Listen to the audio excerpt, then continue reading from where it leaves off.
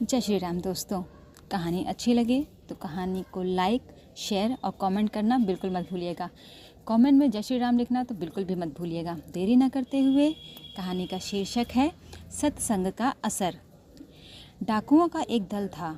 उनमें जो बड़ा बूढ़ा डाकू था वो सबसे कहता था कि भाई, जहाँ कथा सत्संग होती हो वहाँ कभी मत जाया करो, नहीं तो तुम्हारा काम बंद हो जाएगा। कहीं जा रहे हो और अगर बीच में कथा होती दिखाई दे तो ज़ोर से कान दबा लेना, उनको सुनना बिल्कुल नहीं। ऐसी शिक्षा डाकुओं को मिली हुई थी। एक दिन एक डाकू कहीं जा रहा था। रास्ते में एक जगह सत्संग प्रवचन हो रहा था।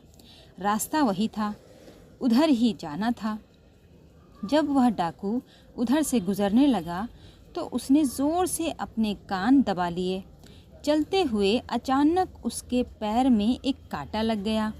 उसने एक हाथ से कांटा निकाला और फिर कान दबाकर चल पड़ा। कांटा निकालते समय उसको यह बात सुनाई दी कि देवता की छाया नहीं होती। एक दिन उन डाकुओं ने राजा के खजाने में डाका डाला। राजा के गुप्तचरों ने खोज की। एक गुप्तचर को उन डाकुओं पर शक हो गया। डाकू लोग देवी की पूजा किया करते थे। वह गुप्तचर देवी का रूप बनाकर उनके मंदिर में देवी की प्रतिमा के पास खड़ा हो गया। जब डाकू लोग वहां आए तो उसने कुपित होकर डाकुओं से कहा कि तुम लोगों ने इतना धन खा लिया पर मेरी पूजा ही नहीं की, मैं तुम सबको ख़त्म कर दूंगी। ऐसा सुनकर वे सब डाकू डर गए और बोले कि क्षमा करो, हमसे बड़ी भूल हो गई, हम ज़रूर पूजा करेंगे। अब वे धूप दीप जलाकर देवी की आरती करने लगे।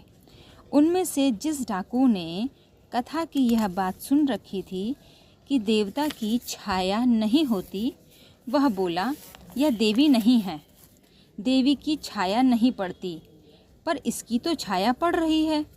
ऐसा सुनते ही डाकुओं ने देवी का रूप बनाए हुए उस गुप्तचर को पकड़ लिया और लगे मारने।